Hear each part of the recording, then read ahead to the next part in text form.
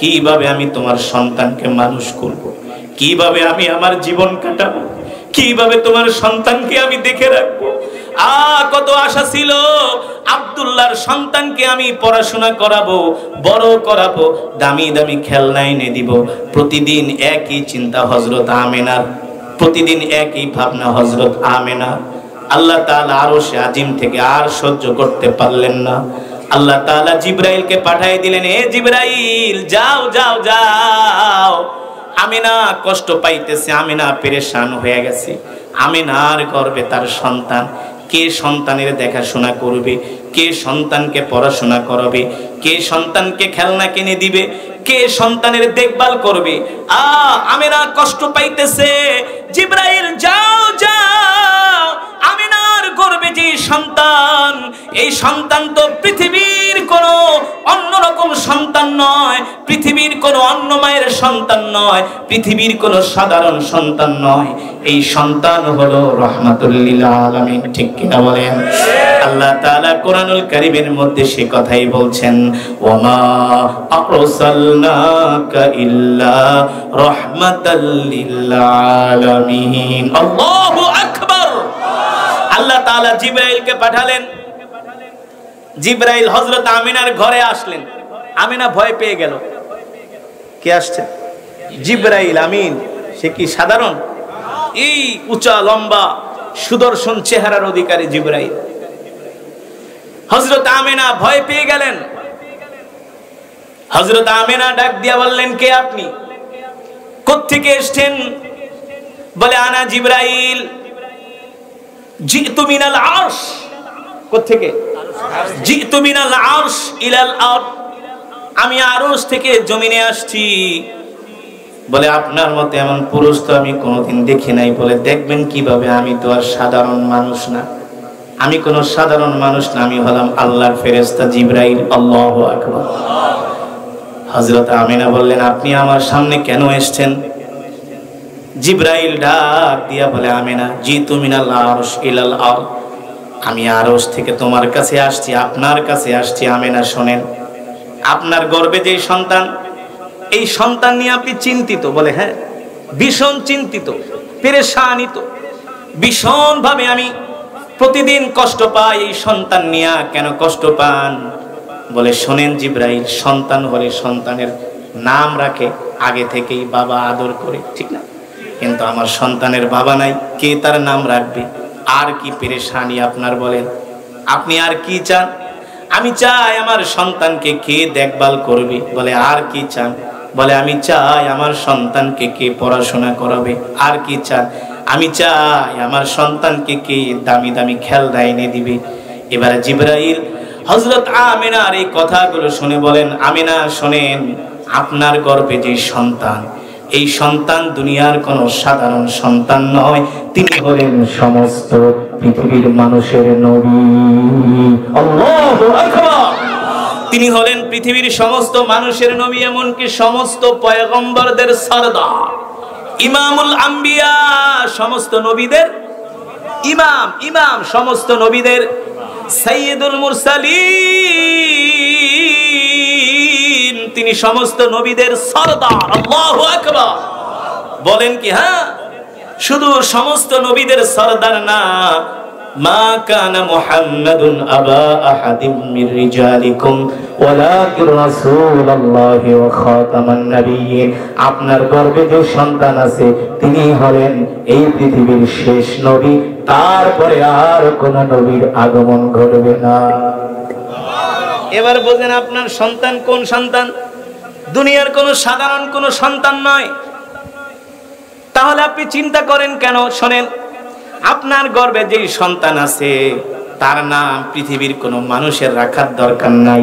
আরশের মালিক, আসমানের মালিক, জমিনের মালিক আল্লাহ তাআলা আপনার সন্তানের নাম সিলেক্ট করে দিয়েছেন। আপনার সন্তানের নাম রেখেছেন স্বয়ং আল্লাহ রাব্বুল আলামিন। সুবহানাল্লাহ। হযরত আমিনা বলে, তাড়াতাড়ি বলেন, আমার সন্তানের নাম কি? বলে, আপনার সন্তানের নাম হবে মুহাম্মদ সাল্লাল্লাহু। আপনার সন্তানের নাম হবে আব্দুল্লাহ ইবনে মুহাম্মদ। মুহাম্মদ মানে অধিক প্রশংসিত। মুহাম্মদের অর্থ কি? অধিক প্রশংসিত। আল্লাহু আকবার। এর উপরে আর কোনো প্রশংসা হতে পারে না। আপনার সন্তানের নাম হবে মুহাম্মদ। আল্লাহু আকবার। আপনি চিন্তা করেন কেন? এবার আসেন, আপনি বলতেছেন আপনার সন্তানকে কে দেখা রাখবে? আরে শোনেন, আপনার সন্তানকে একমাত্র আল্লাহ রাব্বুল আলামিন দেখা রাখবেন। আল্লাহ তাআলা তো কোরআনের মধ্যে ঘোষণা করেছেন, আলাম ইয়াজিদকা ইয়াতীমান ফাআওয়া। ঠিক কিনা বলো? আমি জিবরাইল বলে দিলাম, আপনার সন্তানকে আল্লাহ এতিম অবস্থায় পেয়ে ছেড়ে দিবে না। ঠিক কিনা বলুন? আপনার সন্তানের দেখভাল করবে কে? আরে জোরে বলুন, কে? আপনি বলতেছেন আপনার সন্তানকে কে খেলনা কিনে দিবে? আমিনা, আপনি কি বলেন? দুনিয়ার সাধারণ শিশুরা খেলে কাঠের খেলনা দিয়া কিংবা মাটির খেলনা দিয়া, নাকি? কাঠের খেলনা কিংবা মাটির খেলনা কিংবা লোহার খেলনা কিংবা কাপড় দিয়া খেলনা। আপনার সন্তান দুনিয়ার কোন সাধারণ সন্তান নয়। আপনার সন্তান হলো নবী। তার হাতে মাটির খেলনা মানায় না, কাঠের খেলনা মানায় না, কাপড়ের খেলনা মানায় না। তার সাথে খেলা করার জন্য আল্লাহ তাআলা আসমান থেকে চাঁদ পাঠিয়ে দিবে। কি পাঠাবে? আরো জোরে বলুন। যুবকরা বলে, আবার এটা কেমন কথা? চাঁদ পাঠাবে? এ যুবক, ও মুসলমান, আমরা এমন নবীর উম্মত যে নবীর সাথে খেলা করার জন্য আসমান থেকে চাঁদ জমিনে চলে আসছে। বিশ্বাস না? নবীর সাথে খেলা করার জন্য আসমান থেকে আল্লাহ চাঁদ পাঠিয়ে দিতে। চাঁদ আব্দুল মুত্তালিবের বাড়ির ছাদের উপরে এসে চাঁদ নবীর সাথে খেলা করে। আল্লাহু আকবার।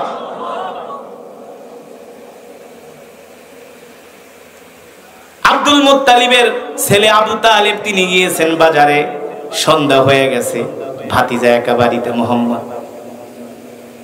এখান দিয়ে একটু বইলা দিই, নাহলে বুঝবেন যে চাঁদ কিভাবে আবার নবীর সাথে খেলা করে। আবু তালিব বাজার থেকে আসতেছে আর দেখে চাঁদ শুধু নামতেছে, জমিনে নামতেছে। আব্দুল মুত্তালিব আবু তালিবের বাড়ির ছাদের উপরে চাঁদ চলে আসছে। আল্লাহু আকবার। আবু তালিব ভয় পেয়ে গেলেন, চাঁদ নাকি আমার ঘরের উপরে আছড়ে পড়ে।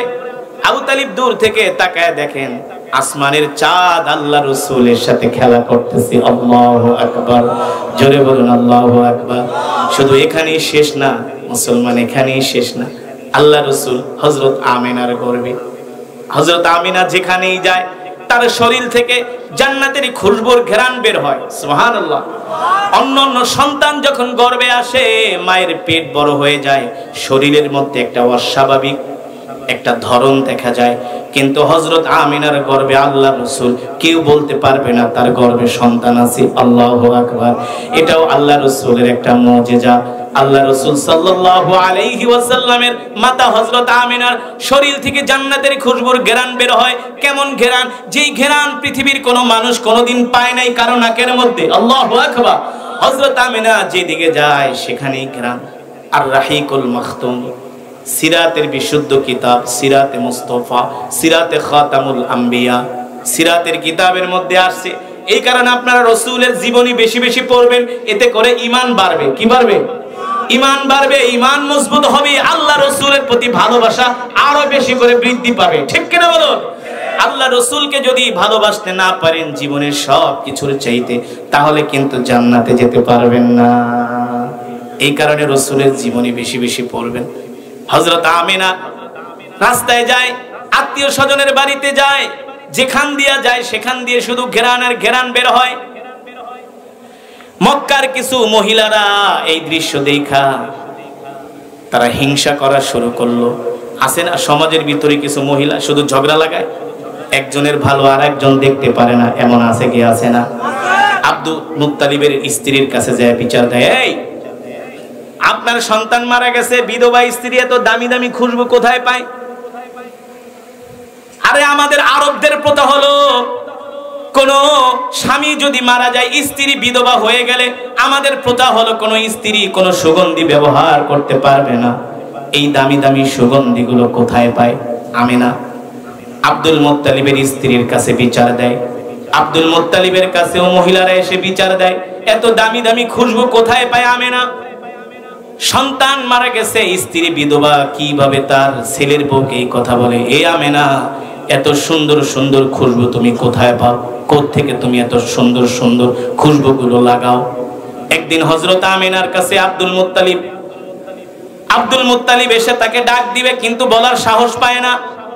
এত সুন্দর একজন বংশীয় মেয়ে, তাকে কিভাবে এই কথা বলে? আব্দুল মুত্তালিব নিজেই লজ্জা পায়।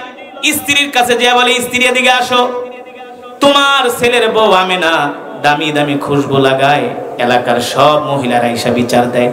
আমাদের প্রথা হলো কোন ছেলে মারা গেলে, স্ত্রী বিধবা হয়ে গেলে কোনো খুশবু লাগাতে পারবে না। তুমি তোমার ছেলের বউকে জিজ্ঞেস করো। আব্দুল মুত্তালিবের স্ত্রী বলে, শোনো, আমি তো আমার বৌমাকে চিনি, মহিলারা যা বলে বলুক, এতে কান দিও না।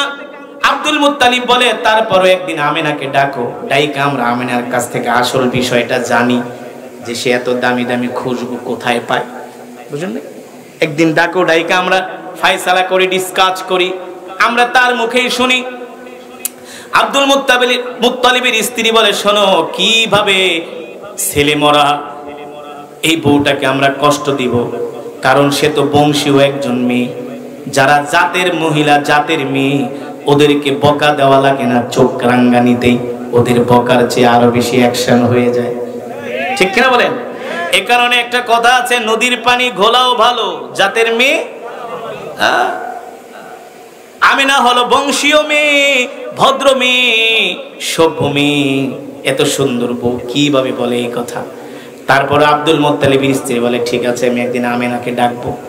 একদিন সন্ধ্যার সময় আমিনাকে ডাকছে, আমিনা আসো, তোমার সাথে কিছু কথা আছে। হযরত আমিনা আসলেন। আসার পরে আব্দুল মুত্তালিবের স্ত্রী বলে, আমিনা রে, শোনো, আশেপাশের কিছু মহিলারা এসে তোমার কাছে, আমাদের কাছে বিচার দিয়েছে, নালিশ করেছে, তুমি নাকি দামি দামি খুশবু লাগাও। এ আমিনা, এত দামি দামি খুশবু তুমি কোথায় পাও? আমার ছেলে তো ইন্তেকাল করছে, এমন খুশবুর ঘেরান মক্কার কোনো মানুষ কোনোদিন তাদের নাকেই ঘেরান পায় নাই। এই আজীব ঘেরান তুমি কোথায় পাও? এই কথা শোনার পরে হযরত আমিনা কান্না করে দিছে। আব্দুল মুত্তালিব ডাক দিয়া বলে, লিমা তাবকিয়া আমিনা, আমিনা তুমি কাঁদো কেন? আমি তো তোমাকে কাঁদার কথা কিছু বলি নাই। আমি কি তোমাকে বকা দিয়েছি নাকি উঁচু নিচু কথা বলেছি? ওই যে বংশীয় মেয়ে এটুক বলছে, তাতেই তার কষ্ট লেগে গেছে যে আমি খুশবু লাগাই না, তারপরে এই কথা আমাকে বলতেছে। আমিনা কান্না করতেছে, লিমা তাবকিয়া আমিনা, তাল, আসো আসো, কাঁদো না। আসল ঘটনাটা কি? হযরত আমিনা ডাক দিয়া বলে, আব্বা জান, রবের কাবার কসম খায়া বলি, আল্লাহি রব্বিল কাবা, আমার স্বামী আব্দুল্লাহ নাই, আমাকে আবার খুশবু এনে কে দিবে? আমাকে আবার খুশবু এনে কে দিবে? আমি তো বিধবা। আব্দুল মুত্তালিবের স্ত্রী বলে, মা, আমিও কিন্তু তোমার শরীর থেকে ঘ্রাণ পাই, তুমি রান্না করেও গেলে ঘ্রাণ পাই, তোমার সাথে যেখানে যাই সেখানেই ঘ্রাণ পাই। এই ঘ্রাণ তোমার শরীর থেকে কোত্থেকে আসে? হযরত আমিনা ডাক দিয়া বলে, আম্মা জান, শোনেন, যেই দিন থেকে আমার সন্তান মুহাম্মদ আমার গর্ভে এসেছে, সেই দিন থেকে আমার শরীর থেকে জান্নাতের খুশবুর ঘ্রাণ বের হওয়া শুরু হয়েছে। জোরে বলুন সুবহানাল্লাহ। তুমি তোমার সন্তানের নাম মুহাম্মদ বললা, মানে এই নাম কোত্থেকে পাইলা? সুবহানাল্লাহ বলেন। এই নাম কোত্থেকে পাইলা? আব্দুল মুত্তালিব বলে, আমি তো আমার নাতির নাম এখনো, তুমি এই নাম কোত্থেকে পেলে? আমিনা বলে, আব্বা জান, গত কিছুদিন আগে আমার ঘরে জিবরাইল এসেছিল। জিবরাইল এসে আমাকে বলে দিয়েছে, আমিনা, তোমার গর্ভে যে সন্তান, এই সন্তান দুনিয়ার কোনো সাধারণ সন্তান নয়। এই সন্তানের নাম পৃথিবীর কোনো মানুষ রাখবে না। এই সন্তানের নাম আসমানের মালিক, জমিনের মালিক আল্লাহ নিজেই রেখে দিয়েছেন। তার নাম হবে মুহাম্মদ। আল্লাহু আকবার। জোরে বলুন আল্লাহু আকবার। আমিনা বলে, আম্মা জান, শুধু ঘেরানি পান? বল, হ মা, তোমাকে আমি ভয়ে বলি না, তুমি রান্নাঘরে যাও সেখানেও ঘ্রাণ পাই, রাস্তায় যাও সেখানেও ঘ্রাণ পাই, কিন্তু আমি ভয়ে বলি না। হযরত আমিনা বলে, আম্মা জান, শুধু এখানেই শেষ না, আমি যখন পানি আনতে কূপের কাছে যাই, কূপটা হলো 40 ফিট গভীর, আমি কূপের কাছে দাঁড়ানোর সাথে সাথে 40 ফিট নিচ থেকে পানিগুলো আল্লাহর কুদরতে উপরে উঠে যায়, আর পানি আমার মস্কের মধ্যে ঢুকে যায়। পানি ডাক দিয়া বলে, আমিনা, আপনি পানি নিতে আসছেন কষ্ট করে, আপনি জানেন আপনি কে, আপনার গর্ভে কে আছে। আপনার গর্ভে যিনি আছেন তিনি দুনিয়ার কোন সাধারণ মানুষ নন, তিনি হলেন রাহমাতুল লিল আলামিন। আল্লাহু আকবার। আমিনা, আপনি হলেন নবীর মাতা, আপনি কষ্ট কইরা কূপ থেকে পানি উঠাইবেন, এটা আমরা পানি সহ্য করতে পারি না। আল্লাহু আকবার। এই কারণে আমিনার বান্ধবীরা আমিনার ঘরের পাশে আইসা ভিড় জমায় আর বলে, বান্ধবীরে চল চল পানি নিয়ে আসি। বলে, পানি নেওয়ার জন্য আমাকে ডাকো কেন? বলে, তুমি যদি আমাদের সাথে পানি আনতে যাও কূপের পানিগুলো উপরে উঠা যায়, আর তুমি না গেলে কূপের পানিগুলো নিচে পড়ে থাকে, আমরা কষ্ট করে উঠাইতে হয়। আল্লাহু আকবার। আমিনা রে, তুমি শুধু আমাদের সাথে চলো, বিনিময়ে আমরা তোমার পানির কলসটা বাড়িতে পৌঁছায়া দিব। আল্লাহু আকবার। যেই নবী দুনিয়াতে আসার আগেও রহমত, ঠিক কিনা বলুন? আসার পরেও বরকত। বরকত না? হ্যাঁ, কেমন বরকত! আল্লাহু আকবার। উদাহরণ দিব কেমন বরকত। যেই নবী দুনিয়াতে আসার আগেও রহমত, আসার পরেও বরকত। আল্লাহু আকবার। আল্লাহ নিজেই তো বলে দিয়েছেন, ওয়ামা আরসালনাকা ইল্লা রাহমাতাল লিল আলামিন, তোমাদের নবী তোমাদের জন্য রহমত, তোমাদের নবী তোমাদের জন্য বরকত। আল্লাহু আকবার। কেমন বরকত, কেমন বরকত, কেমন বরকত! আল্লাহ রাসূল সাল্লাল্লাহু আলাইহি ওয়াসাল্লামকে আল্লাহ তাআলা দুনিয়াতে পাঠাইলেন, আর কোরআনুল কারীমের মধ্যে আল্লাহ বলে দিয়েছেন, লাকাদ জাআকুম রাসূলুম মিন আনফুসিকুম আজিজুন আলাইহি মা আনিতুম হারিসুন আলাইকুম বিল মুমিনিনা রাউফুর রহিম। আল্লাহু আকবার। فإن تولوا فقل حسبي الله لا إله إلا هو عليه توكلت وهو رب العرش العظيم। এই দুনিয়ার মানুষ, আমি আল্লাহ তোমাদের জন্য এমন একজন নবী পাঠাইছি, যেই নবী কিনা তার জীবনের চেয়েও তোমাদেরকে ভালোবাসে। আল্লাহু আকবার। আর এই নবী তোমাদের জন্য এত রহমত, এত বরকত। কেমন বরকত, কেমন বরকত! আমার নবীর থুতু মুবারকের কারণে লবণাক্ত পানি মিষ্টি হয়ে যায়। বীরে লোহা, বীরে শেফা, দুইটা কূপ আছে। বীরে লোহার পানি হলো লবণাক্ত। আল্লাহ রাসূল সাল্লাল্লাহু আলাইহি ওয়াসাল্লামের শুধু একটু থুতু মুবারক দিছে, সাথে সাথে পানি মিষ্টি হয়ে গেছে। চাচা আবু তালিবের সাথে আল্লাহ রাসূল ব্যবসা করার জন্য মক্কা থেকে সিরিয়া যাচ্ছেন। কোথায়? মক্কা থেকে সিরিয়া যাচ্ছেন, জর্দানের সীমান্তবর্তী এলাকায়। আল্লাহ রাসূলের বয়স মাত্র 12 বছর। মরুভূমির প্রচন্ড গরমে আল্লাহ রাসূল একটু অস্বস্তি বোধ করছেন, অসুস্থ হয়ে গেছে। কি করবে? মরুভূমির মধ্যে তো কোনো গাছ নাই, কি নাই? গাছ নাই। চাচা আবু তালিব বলতেছে, ভাতিজা একটু কষ্ট করো, তোমাকে আমি এক জায়গায় নিয়ে বসাবো। এখন যে বসাবে, গাছ তো নাই। দেখলেন মরুভূমির মাঝে সীমান্তবর্তী এলাকায় একটা মরা গাছ দেখা যায়, মৃত গাছ। গাছের ডালপালা নাই, কিছুই নাই, মৃত গাছ। কোথায় বসবে? জায়গা নাই। আল্লাহ রাসূল বললেন, চাচা আমাকে আপনি ওই মৃত গাছের নিচে নিয়ে বসান। ভাতিজা মৃত গাছের নিচে বসাবো, কিন্তু ডালপালা নাই, শরীরে তো রোদ লাগবে। আল্লাহ রাসূল বললেন, চাচা আপনি নিয়ে বসান, কারণ আল্লাহ তাআলা আমাকে দুনিয়াতে বরকত করে পাঠিয়েছেন। আল্লাহু আকবার। আমি যেখানেই যাই সেখানেই আল্লাহ বরকত ঢেলে দেয়। আর আস্তে কোন সুবহানাল্লাহ। চাচা আবু তালিব নিয়ে আল্লাহ রাসূলকে সেই মৃত গাছের নিচে বসালেন, সাথে সাথে এই মৃত গাছ জীবিত হয়ে গেছে। জানেন না সেই গাছ এখনো আছে কি আছে না? নাই, নাই। কতখানা আছে? থাকবে কতদিন? কিয়ামত পর্যন্ত। আল্লাহু আকবার, আল্লাহু আকবার। সেই গাছকে বলা হয় সাহাবী গাছ। আল্লাহু আকবার। আল্লাহ রাসূল রাহমাতুল লিল আলামিন সেই মৃত গাছের নিচে বসার সাথে সাথে গাছ চতুর্দিকে ডালপালা গজিয়ে দিয়েছে আল্লাহর কুদরত। সেই গাছ এখন পর্যন্ত আছে, কিয়ামত পর্যন্ত থাকবে। এটাই অবিশ্বাসীদের জন্য একটা নিদর্শন, ঠিক কিনা বলুন? আমার নবী হলেন রাহমাতুল লিল। সেই নবীর উম্মত আমরা খুশি নাকি বেজার? জোরে বলুন। সেই নবীর উম্মত করে আল্লাহ তাআলা আমাদেরকে দুনিয়াতে পাঠিয়েছেন। আল্লাহু আকবার। সেই নবীর উম্মত করে আল্লাহ তাআলা আমাদেরকে দুনিয়াতে পাঠিয়েছেন। আমরা সেই নবীর উম্মত, যেই নবীর হাতে থাকবে জান্নাতের চাবি, যেই নবীর সুপারিশ ছাড়া কেউ জান্নাতে যেতে, হাসরের ময়দানে সমস্ত নবীরা পর্যন্ত ইয়া নাফসি বলবে, আর আমার নবী বলবেন ইয়া উম্মতি ইয়া উম্মতি। আল্লাহু আকবার। সমস্ত নবীরা বলবে ইয়া নাফসি। বুখারীর বর্ণনায় আসছে আল্লাহ রাসূল সেই দিন বলবে ইয়া উম্মতি ইয়া মুহাম্মদ ইশফা তুশাফা। আল্লাহ তাআলা একমাত্র নবীকে অনুমতি দিবেন, কোন পয়গম্বরকে অনুমতি দিবেন না। বুখারীর হাদিস। একমাত্র আল্লাহ তাআলা নবীকে অনুমতি দিবেন আর বলবেন ইয়া মুহাম্মদ ইরফা রাসাক, ইয়া মুহাম্মদ ইরফা রাসাক। সমস্ত নবীরা ইয়া নাফসি বলে চিৎকার করবে, কান্না করবে, চিৎকার করবে ইয়া নাফসি ইয়া নাফসি ইয়া নাফসি ইয়া নাফসি।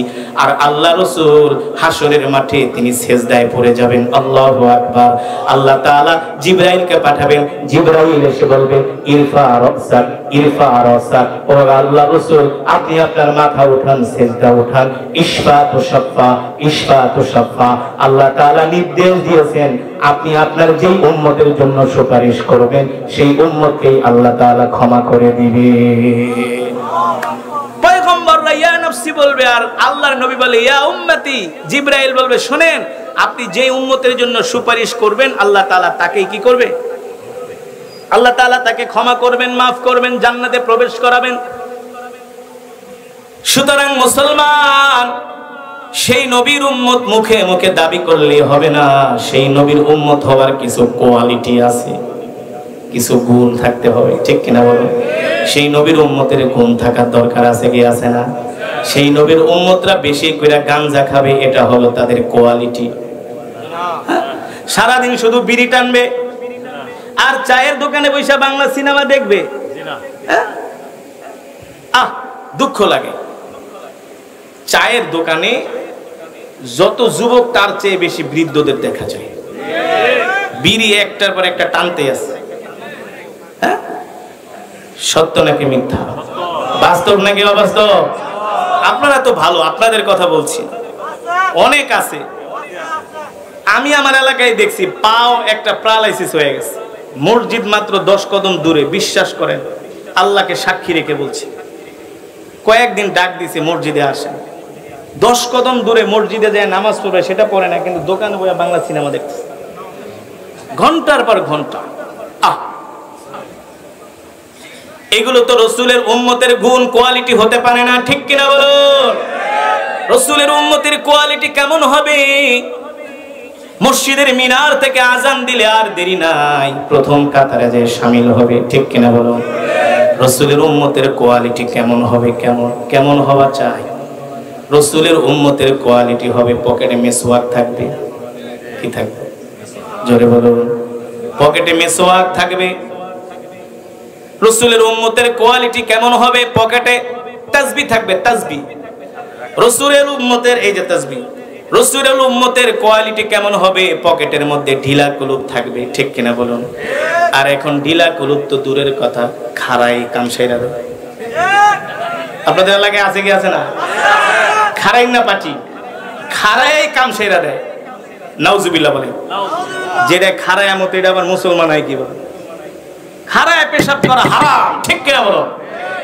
দাঁড়ায় পেশাব করে শয়তান, ঠিক কিনা বলো? ওই শয়তানের দাঁড়ায় পেশাব করে, দুনিয়ার আর কিছু শয়তান আছে ওদের মুখে এসে পড়ে। দাঁড়ায় পেশাব করে, মসজিদে ডাকলে বলে হুজুর আমার তো লুঙ্গি ভালো না, প্যান্ট ভালো না, তোর লুঙ্গি জীবনেও ভালো হইব না, কপাল পোড়া। এমন কোয়ালিটির মুসলমান আছে কি আছে না? রসুলের উম্মত কারা হবে? খাঁটি উম্মত কারা হবে? যারা মসজিদের মিনার থেকে আজান শুনবে, হাইয়া আলাস সালাহ, দুনিয়ার সব কাজ বাদ দিয়া মসজিদের প্রথম কাতারে যে নামাজের জন্য শামিল হয়ে যাবে, ঠিক কিনা বলো?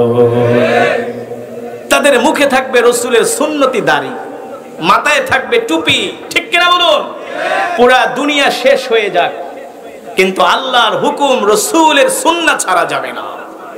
হ্যাঁ, ছাড়া যাবে। আল্লাহ রসুল সেটাই বলছেন, হাদিসের কথা আমি নিজে বলছি না। ওয়াল্লাহি লা ইউমিনু আহাদুকুম হাত্তা আকুনা হাব্বা ইলাই মিন ওয়ালিদিহি ওয়া ওয়ালাদিহি ওয়ান নাসি আজমাইন। আল্লাহ রাসূল বললেন উম্মত, আল্লাহ রাসূল বলেন উম্মত ততক্ষণ পর্যন্ত মুমিন হতে পারবে না যতক্ষণ পর্যন্ত তোমার জীবনের চাইতে আমি নবীকে ভালোবাসতে না পারবা, ততক্ষণ পর্যন্ত মুমিন হতে পারবা না। ঠিক কিনা বলো? মুমিন হতে হলে নিজের সব কিছুর চেয়ে আল্লাহ রাসূলকে ভালোবাসতে হবে। রাজি আছেন ইনশাআল্লাহ? নিজের সব কিছু, তার মানে আজান দিছে সব কাজ বাদ, রাসূলের কোনো একটা সুন্নাত ছেড়ে দেওয়া যাবে না। কোন আল্লাহ রাসূল কোনদিন মিথ্যা কথা বলে নাই, রাসূলের সাহাবীরা কোনদিন মিথ্যা কথা বলে নাই, মানুষের সম্পদ মেরে খায় নাই। আমরাও সেই নবীর শিষ্য, বিশ্ব নবীর শিষ্য, আমরাও সেই রাসূলের উম্মত। আমাদের দ্বারাও কখনো এমন গুনার কাজ হবে না। রাজি আছেন ইনশাআল্লাহ? এই কোয়ালিটি, এই গুণগুলো যদি আমাদের মধ্যে থাকে তাহলে আমরা সত্যিকারের রাসূলের উম্মত, সত্যিকারের আশিকের রাসূল। ঠিক কিনা বলুন? তাহলে আজকের মাহফিল থেকে আমরা ওয়াদা করব, আজ থেকে আমরা কেউ রাসূলের কোনো সুন্নাত ছেড়ে দিব না। রাজি আছেন? রাজি আছেন ইনশাআল্লাহ? আমরা ঢিলা কলুব ব্যবহার করব, মিসওয়াক করে নামাজ পড়ব, দস্তরখান বিছিয়ে ভাত খাবো। আফসুস সালাম, এক মুসলমান আর এক মুসলমানকে কি করব? যদি আমরা সমাজের মধ্যে সালামকে প্রতিষ্ঠা করি, এই সমাজে কোনো মারামারি কাটাকাটি থাকবে, হিংসা বিদ্বেষ। আপনিও যদি আপনার শত্রুকে, যত বড় শত্রু হোক, একদিন দুই দিন তিন দিন সালাম দেন, শত্রু আপনার বন্ধু হবে। হবে কি হবে না? হবে কি হবে না? তাহলে রাসূলের এই সুন্নাতগুলো জিন্দা করতে রাজি আছেন তো ইনশাআল্লাহ? আবু বকর কে ছিলেন? সিদ্দিকে আকবর ইবনে কুহাফা রাদিয়াল্লাহু তাআলা আনহা। ঠিক কিনা বলেন? রাদিয়াল্লাহু তাআলা আনহু, যিনি নিজের সব সম্পদ আল্লাহর রাস্তায় বিক্রি করে দিয়েছেন। ঠিক কিনা বলুন? আল্লাহ রাসূলের পাশে দাঁড়িয়েছেন, আল্লাহ রাসূলের পাশে দাঁড়িয়েছেন। আমি উপসংহার ভূমিকা টানতে যে এতগুলো কথা আপনাদেরকে আমি বললাম কিছু বোঝানোর জন্য। তো বলছিলাম এটা কোন মাস? জোরে বলুন কোন মাস? আল্লাহ রাব্বুল আলামিন কোরআনুল কারীমের মধ্যে বলছেন ওয়া মা আরসালনাকা ইল্লা রাহমাতাল লিল আলামিন। নবী আপনি দুনিয়ার মানুষদেরকে বলে দেন আমি তোমাদের জন্য এমন একজন রাসূল পাঠিয়েছি, নবী পাঠিয়েছি, যিনি কিনা তোমাদের জন্য রহমত। আল্লাহু আকবার। যেটা বলছিলাম, রাসূলের পিতার নাম হলো আব্দুল্লাহ। নাম কি? রাসূলের পিতার নাম হলো আব্দুল্লাহ। রাসূলের দাদার নাম হলো আব্দুল মুত্তালিব। রাসূলের দাদার নাম হলো আব্দুল মুত্তালিব। আব্দুল্লাহর বিয়ের বয়স হয়ে গিয়েছে, আব্দুল্লাহকে বিয়ে করাবে। প্রতিদিন মক্কার বিভিন্ন জায়গা থেকে আব্দুল্লাহর বিয়ের প্রস্তাব নিয়ে আসে। এমন সুন্দর চেহারার অধিকারী আব্দুল্লাহ, যে কোনো রমণী আব্দুল্লাহকে দেখলে পাগল হয়ে যায় বিয়ে করার জন্য। আল্লাহু আকবার। মক্কার সুন্দরী সুন্দরী রমণীরা আল্লাহ রাসূলের পিতা আব্দুল্লাহকে বিবাহ করার জন্য নিজে আয়েশা প্রস্তাব দেয়। এ আব্দুল্লাহ, যেমন করে আম্মাজান খাদিজা আল্লাহ রাসূলকে বিয়ের প্রস্তাব দিয়েছেন, ঠিক মক্কার সুন্দরী রমণীরা, ধনাঢ্য পরিবারের রমণীরা এসে প্রতিদিন শতে শতে বিয়ের প্রস্তাব নিয়ে আসে। আব্দুল্লাহ এলাও করে না, যায় আব্দুল মুত্তালিবের কাছে। এ আব্দুল মুত্তালিব, কি হীরার টুকরা নিয়ে ঘরে বসে আছো? দাও দাও, তোমার আব্দুল্লাহকে আমার কন্যার সাথে বিয়ে দাও। বিনিময়ে যা চাও, বিনিময়ে যা চাও তাই দিব। তারপরে তোমার সন্তানটাকে আমাদের জন্য ভিক্ষা দাও।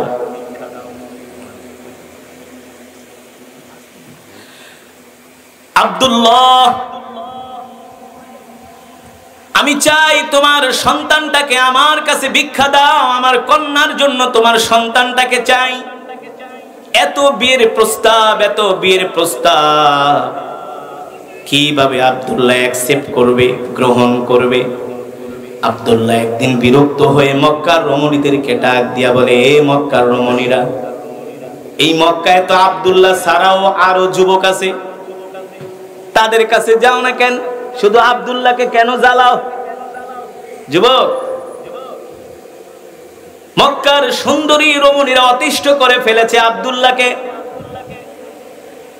মক্কার রমণীরা বলে, আব্দুল্লাহ, আল্লাহি রব্বিল কাবা, রবের কাবার কসম খায়া বলে, আব্দুল্লাহ মক্কায় হাজার হাজার লক্ষ লক্ষ যুবক থাকতে পারে, কিন্তু তোমার চেহারার মধ্যে কি যেন একটা আকর্ষণ দেখা যায়, এমন আকর্ষণ আমরা কোনো যুবকের মাঝে পাই না।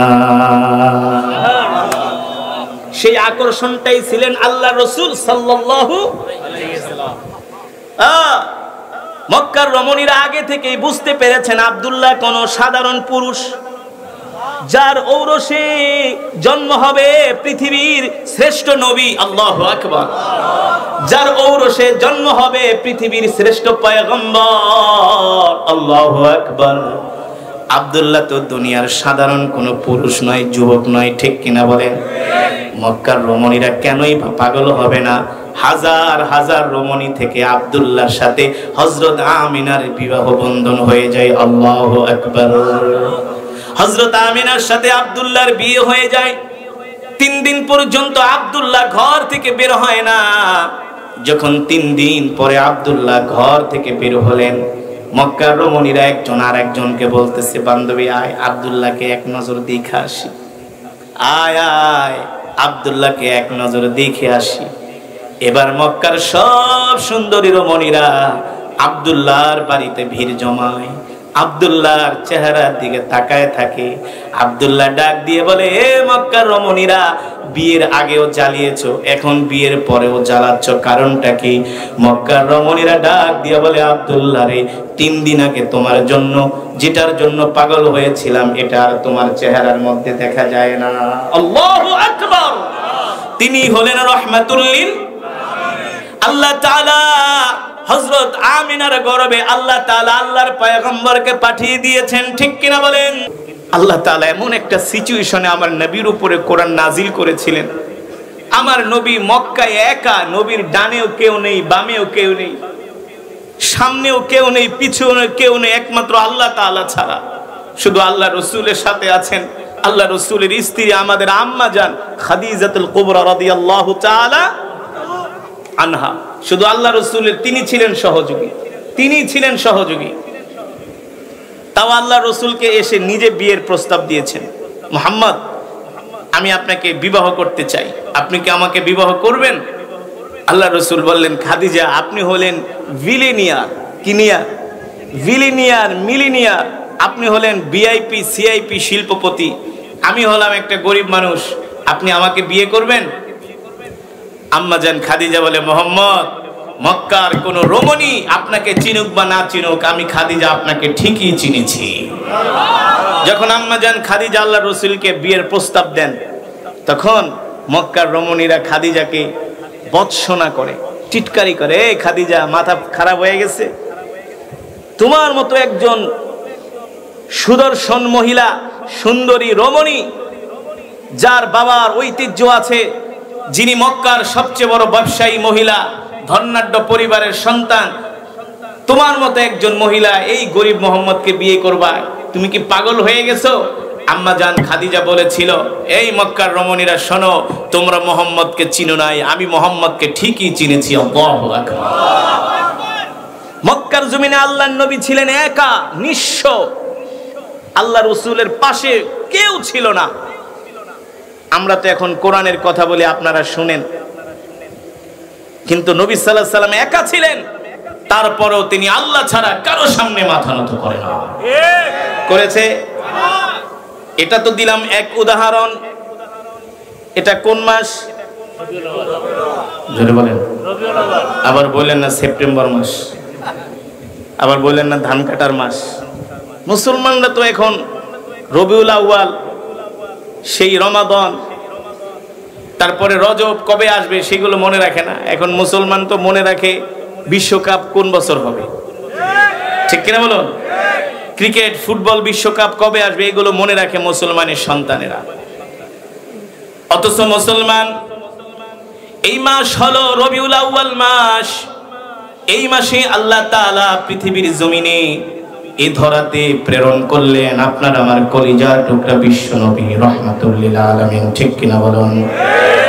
আল্লাহ তাআলা কোরআনুল কারীমের মধ্যে সূরাতুদ দুহার মধ্যে আল্লাহ তাআলা বলছেন, আলাম ইয়াজিদকা ইয়াতীমান ফাআওয়া, আলাম ইয়াজিদকা ইয়াতীমান ফাআওয়া, ووجدك ضالا فهدى الله أكبر ووجدك عائلا فأغنى فأما اليتيم فلا تقهر وأما السائل فلا تنهر وأما بنعمة ربك فحدث الله أكبر আল্লাহ তাআলা কোরআনুল কারীমের মধ্যে বলছেন নবী আলাম ইয়াজিদকা ইয়াতীমান ফাআওয়া ও নবী আমি কি আপনাকে এতিম হিসাবে পাইনি কে বলছেন আল্লাহ তাআলা বলছেন নবী আমি কি আপনাকে এতিম অবস্থায় পাইনি এখানে প্রশ্নবোধক আল্লাহ তাআলা নবীকে প্রশ্ন করেছেন নবী আপনি ছিলেন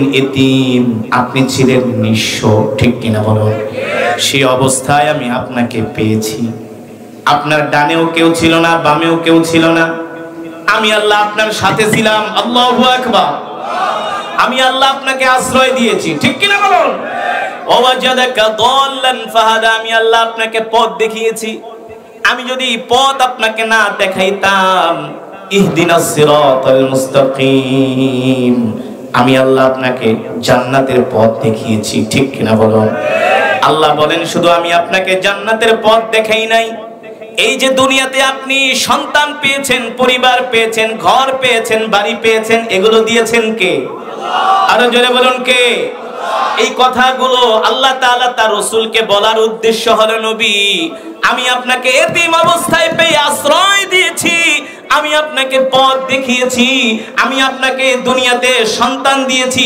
পরিবার দিয়েছি আমি আপনাকে একা ছেড়ে দেই নাই সুতরাং এই দুনিয়াতে আমি আল্লাহ আপনাকে পাঠিয়েছি একমাত্র আপনি আমার গোলামি করবেন ঠিক কিনা বলুন কার গোলামি একমাত্র আপনি আমাকে ভয় পাবেন মক্কার কোন কাফেরকে আপনি ভয় পাবেন না ঠিক কিনা বলেন মুসলমান আজকে যে অশান্ত পৃথিবী না আজকে অশান্ত পৃথিবী এই অশান্ত পৃথিবী টালমাটাল পৃথিবী অস্থির পৃথিবী স্থিতিশীলতা নাই সব অস্থির সব জায়গায় অস্থিতিশীল পরিবেশ পৃথিবীর কোন রাজা বাদশাহ স্থিতিশীলতা আজকে পৃথিবীতে আনতে পারছেন না শান্তি প্রতিষ্ঠা করতে পারছেন না যদি আল্লাহ রাসূল থাকতেন বর্তমানেও পৃথিবীতে শান্তি প্রতিষ্ঠা হয়ে যেত হতো কি হতো না পালাবে নাস্তিক মুরতাদদের অন্তরে কম্পন সৃষ্টি হবে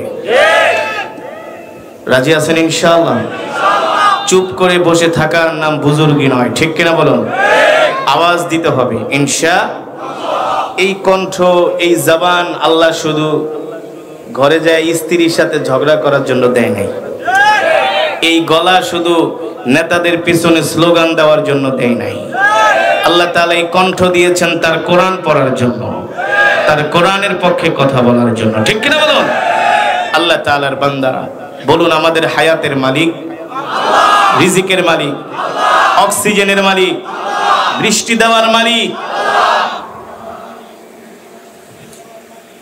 মোদির বাপের ক্ষমতা আছে এক ফোঁটা বৃষ্টি দেওয়ার জো বাইডেনের ক্ষমতা আছে হ্যাঁ আল্লাহু আকবার আল্লাহ তাআলা কোরআনুল কারীমে বলেন ওয়া আনজালনা মিনাস সামাই মাআন ফাআখরাজা বিহি মিনাস সামারাতি রিজকাল লাকুম নবী দুনিয়ার মানুষদেরকে বলুন তারা যে আমার সাথে নাফরমানি করে কি হিসাবে তারা আমার সাথে নাফরমানি করে কোন কারণে করে আমি আল্লাহ আসমান থেকে তাদের জন্য বৃষ্টি বর্ষণ করি আর সেই বৃষ্টির পানি দিয়ে তাদের ক্ষেতের ফসলগুলো হয় আমি সেখান থেকে তাদের জন্য রিজিক বের করি ঠিক কিনা বলেন সেই রিজিক আমরা খাই ঠিক না এই যে আপনাদের যেই এলাকা কত হাজার হাজার গাছ আছে আছে না আপনারা ফসল লাগান বৃষ্টি না হলে ফসল হবে কোনোদিন হবে না সবকিছু দেন আল্লাহ তাআলা বলেন নবী আসমানের মালিক আমি আল্লাহ জমিনের মালিক আমি আল্লাহ অক্সিজেন দেওয়ার মালিক আমি আল্লাহ আল্লাহ তাআলা যদি 1 মিনিট অক্সিজেন বন্ধ করে দেয় অনলি কয় মিনিট 1 মিনিটে সব মরে সাফ হয়ে যাবে 1 মিনিট 1 মিনিটের উপরে মানুষ দম রাখতে পারে না সর্বোচ্চ 1 মিনিট 10 সেকেন্ড 20 সেকেন্ড 15 সেকেন্ড তাও পারে না ভালো করে 1 মিনিট 1 মিনিট যদি আল্লাহ তাআলা অক্সিজেন বন্ধ করে দেয় সারা পৃথিবীর মানুষগুলো মরে যাবে তাহলে অক্সিজেনের মালিক আল্লাহ তাআলা এই জমিনের মালিক, আসমানের মালিক আল্লাহ তাআলা, সব কিছুর মালিক আল্লাহ তাআলা, একচ্ছত্র ক্ষমতার মালিক। আলা লাহুল খালক ওয়াল আমর, তাবারাকাল্লাহু রাব্বুল আলামিন। এই যে একটু আগে আমি আপনাদের সামনে যে কোরআনুল কারীম থেকে তেলাওয়াত করলাম, এই কোরআন কার? আল্লাহ। জোরে বলুন আল্লাহ। এই কোরআন নাজিল হয়েছে কার উপরে? মুহাম্মদ সাল্লাল্লাহু আলাইহি ওয়াসাল্লাম। মাশাআল্লাহ, আপনারা অনেক শিক্ষিত, কোরআনের জ্ঞান আপনাদের আছে। উত্তরবঙ্গে এক মাহফিলে যে বলেছিলাম যে কোরআন নাজিল হয়েছে কার উপরে, বলে আল্লাহর উপরে। আল্লাহ তাআলা এই কোরআন নাজিল করেছেন জনাবে মুহাম্মদুর রাসূলুল্লাহ সাল্লাল্লাহু আলাইহি ওয়াসাল্লামের উপর, ঠিক কিনা বলুন? এই যে আমি আপনাদের সামনে কোরআন পড়লাম, আপনারা কোরআন শুনছেন, কিন্তু 5 ওয়াক্ত নামাজ আমরা জামাতের সাথে আদায় করব। কে কে আদায় করব? হাত উঠে আল্লাহ করে। হাত সোজা করেন, সোজা করেন, মুনাফিকি করেন না, সোজা করেন, বলেন আল্লাহ। আরো জোরে বলুন আল্লাহ। ওয়াদা করলাম আর কোনদিন নামাজ ছেড়ে দিব না, রাসূলের সুন্নাত ছেড়ে দিব না। আল্লাহ তাআলা আপনাদের কবুল করুন। মাশাআল্লাহ, হাত নামান। রাগ করছেন? রাগ করছেন? শুনুন, এই যে আপনাদের সামনে মসজিদ, এই মসজিদের নির্মাণ কাজ করবে নতুন করে। আজকের মাহফিলে আসছেন, এতগুলো মানুষ অনেক সময় উপস্থিত হন না, আজকে যেহেতু আসছেন, তো আপনারা এই নির্মাণ কাজের জন্য আপনারা কিছু সহযোগিতা করেন। মসজিদে ইমাম সাহেব কোথায়? হুজুর, আপনি একটু মাইক নিয়ে, আপনি তো চিনেন সবাইকে, একটু নাম ধরে ধরে দিচ্ছে, তা আপনি একটু মাইক দিয়ে একটু একটু, আমি তো আসলে ওইভাবে, হ্যাঁ একটু দাঁড়ান। শুনুন, যারা তালিকা দিছেন তো দিছেন, নালি পাশে আসেন, যারা তালিকা দিছেন তো দিছেন, না দিলে যারা মসজিদে কিছু দান করবেন হুজুরের কাছে বলেন, একজনও উঠেন না, আল্লাহর হস্তে উঠেন, বসেন বসেন, আমরা মোনাজাত দিয়ে বাড়িতে যাবো ইনশা। আর দোয়া হুয়াল ইবাদত, দোয়াটাই ইবাদত ভাই, দোয়া না করে যাবেন না। এত বড় মজমার দোয়া, এই মজমার মধ্যে নিশ্চয় একজন আল্লাহর ওলি আছে, না থাকলে আল্লাহ বানায় দিবে। সুতরাং মজমার দোয়া কবুল হবে ইনশাআল্লাহ। আলহামদুলিল্লাহ, হুজুর তো গুরুত্বপূর্ণ আলোচনা করতেছিল। আসলে হুজুর কত বড় মাপের একজন কারি, সারা বিশ্বে 10 জন কারিদের ভিতরে উনি একজন, আমাদের বাংলাদেশের গর্ব। হয়তো আমাদের লাগে নতুন, উনি আর আসে নাই, যেমন আমরা চিনি না ওনাকে আর কি। তো আমরা এই মসজিদটা চাচ্ছি নতুন করে ভেঙে পুনরায় করার জন্য। এর ভিতরে অনেক ঘোষণা দিছে, সামনের দিকে হবে মানুষ 20-30 লাখ টাকা দরকার, কেমনি উঠে দেবে। একজন জহিরুল ইসলাম মানুষের প্রবাসী, সাত করতে যে পরিমাণ সিমেন্ট লাগবে সম্পূর্ণ সিমেন্টের খরচ উনি বহন করবে। আলহামদুলিল্লাহ, আল্লাহ তাআলা ভাইয়ের দানকে কবুল করুন, আমার কাছে বরকত দান করুন। হুজুর আসলে কথা বলতে কালেকশন করে না, আমরা তো বড় মাপের আলেম, বুঝলেন নাই? আর আব্দুল সামাদ সাহেব আমাদের সাবেক ইমাম, ওনার মেয়ে ওনার জন্য 25 ব্যাগ সিমেন্ট দেবে। আর সিরাজুল ইসলাম আর ওনার ওয়াইফ,